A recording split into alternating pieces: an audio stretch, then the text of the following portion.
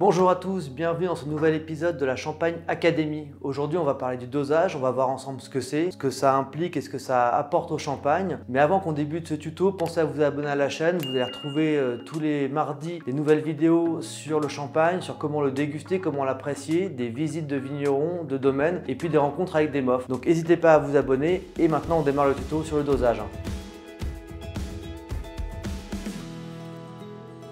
Alors le dosage, qu'est-ce que c'est? C'est la dernière étape de l'élaboration d'une bouteille de champagne. C'est l'étape qui arrive juste après le dégorgement. Le dégorgement, c'est quand on retire les levures mortes de la bouteille de champagne. C'est les levures qui ont donné l'effervescence, les bulles au champagne. On les éjecte pour que la bouteille soit présentable et qu'il n'y ait pas de dépôt dans la bouteille. Et on va venir remplacer le vin qu'on a perdu au moment de ce dégorgement par une liqueur sucrée. Cette liqueur sucrée, on en met une quantité plus ou moins importante et elle va venir donner le style et le nom du champagne, une partie du nom du champagne. C'est-à-dire qu'en fonction de la quantité, on va appeler ce champagne brut, extra brut, nature, etc.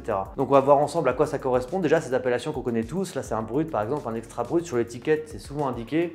On ne sait pas forcément ce qui se cache derrière. Donc on a le brut nature, on commence par le dosage le plus faible et pour le coup l'absence de dosage, c'est le brut nature. Donc là on n'a pas d'ajout de sucre, tout simplement de liqueur sucrée. On remplace le vin perdu par du vin d'une autre bouteille et on laisse le vin en l'état. On a ensuite l'extra brut qu'on va retrouver ici par exemple sur la cuvée de Bruno Paillard. L'extra brut, c'est quand on a moins de 6 grammes par litre de sucre ajouté. Donc c'est très léger, c'est vraiment une petite touche sucrée qu'on ajoute. On va aller sur ce qu'on connaît ensuite le plus, qui est le plus réputé ou le plus connu en Champagne, c'est le brut. Le brut, c'est moins de 12 grammes, donc c'est le dosage le plus classique. Et puis de l'autre côté, on va basculer sur des champagnes plus sucrés, un dosage plus important. Donc c'est des champagnes qu'on a moins l'occasion de déguster, c'est moins dans les habitudes. On va avoir le sec, c'est entre 17 et 32 grammes. Le demi-sec, donc là c'est deux interprétations très différentes du demi-sec, avec le Moët Ice d'un côté et puis le demi-sec du domaine La Saigne. Demi-sec, on est entre 32 et 50 grammes. Et puis au-delà, c'est le doux.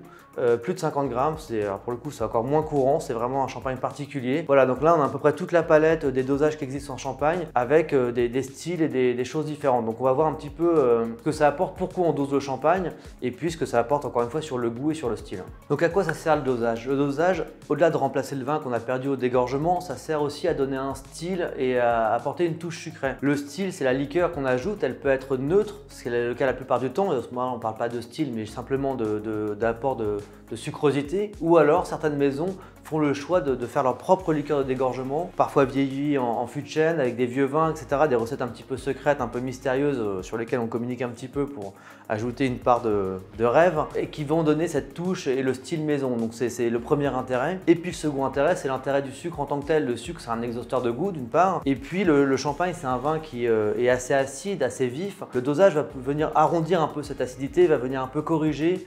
oui c'est ça, arrondir, assouplir cette acidité. Donc ça c'est le rôle du dosage. Parfois aussi le dosage peut servir à maquiller des mauvais champagnes, un champagne mal élaboré, mal vinifié, ça maquille un petit peu les choses aussi, c'est le mauvais rôle mais c'est aussi parfois utilisé de cette façon. Mais voilà, le dosage va apporter cette petite touche finale, c'est un moment assez important parce que c'est la clé de voûte du champagne finalement, c'est l'équilibre, on a l'acidité, on a la vinosité qui est présente et puis la touche sucrée va venir apporter à la fois l'équilibre avec l'acidité et puis révéler certains arômes. Donc les vignerons, les maisons au moment du dosage, c'est une étape clé. On va faire plusieurs essais, on va doser une même bouteille à 1 g, 2 g, 3 g, etc. Parfois 1,5, 2,5. Enfin, voilà, on va faire différents essais de dosage.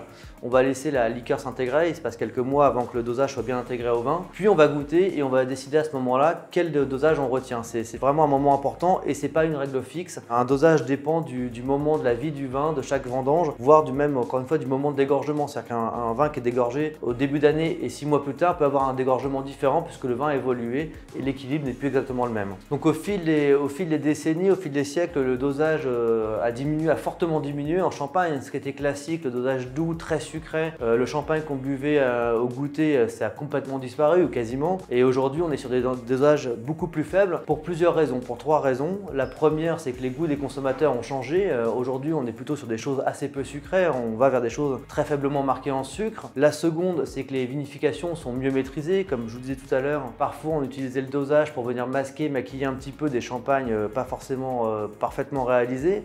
On maîtrise mieux les vinifications, donc on a moins besoin de cet artifice. Et puis le dernier point, c'est que le réchauffement climatique fait que les récoltes en Champagne sont un peu plus matures. Il y a plus de maturité on récolte les raisins avec plus de maturité, qui dit plus de maturité dit plus de sucrosité. Et donc des vins qui sont naturellement plus sucrés nécessitent moins d'ajout de sucre pour trouver le bon équilibre.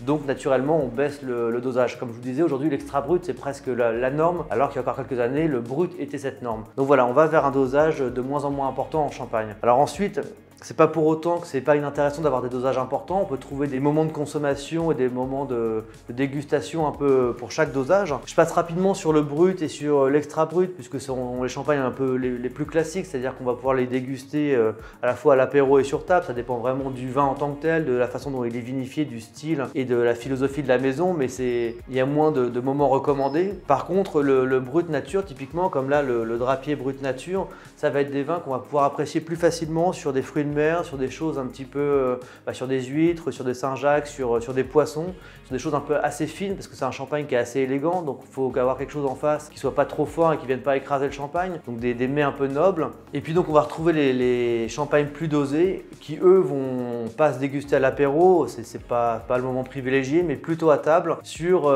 différents moments. On peut le faire sur des plats un petit peu épicés, des plats relevés, ça fonctionne assez bien, le Filipona est super pour ça. Ou alors on peut aller carrément sur du fromage comme un bleu d'Auvergne par exemple, ça peut fonctionner très bien parce qu'il y a un côté un petit peu justement sucré, généreux, ample qui va pouvoir répondre au fort caractère du fromage. Et puis c'est des champagnes qui fonctionnent aussi assez bien sur des desserts mais à base de fruits, des tartes, des choses comme ça marche assez bien. Alors celui-là est un peu à part, je l'ai mis avec les autres, mais à la fois c'est quelque chose qui fonctionne très bien, mais c'est un champagne qu'on boit sur glace, qui est fait pour être bu sur des moments très festifs. On n'est pas dans la dégustation experte posée, on est plutôt sur des moments de partage et de vie. Et c'est des champagnes qui sont faits pour être bu donc sur glace, c'est-à-dire qu'on prend un grand verre, on sert, on met des glaçons et on profite de l'instant. Voilà, donc c'est aussi une façon de boire les champagnes demi-secs. C'est pas la façon la plus courante ou qu'on pratique nous plus chez Plus de Bulles, mais c'est une façon assez joyeuse et assez festive. Dernier petit point, petite astuce, si vous achetez des champagnes pour les conserver, il faut privilégier les champagnes extra bruts ou bruts, en tous les cas les champagnes un peu plus sucrés, pas les bruts nature. Le sucre est un conservateur, il permet au vin de défier plus facilement le temps, donc c'est un point à vérifier au moment des achats. Voilà, maintenant que vous savez tout sur le dosage, il me reste à vous rappeler de vous abonner à la chaîne pour découvrir encore une fois d'autres tutos, d'autres conseils sur le champagne, d'autres découvertes. Et puis moi je vous dis à bientôt.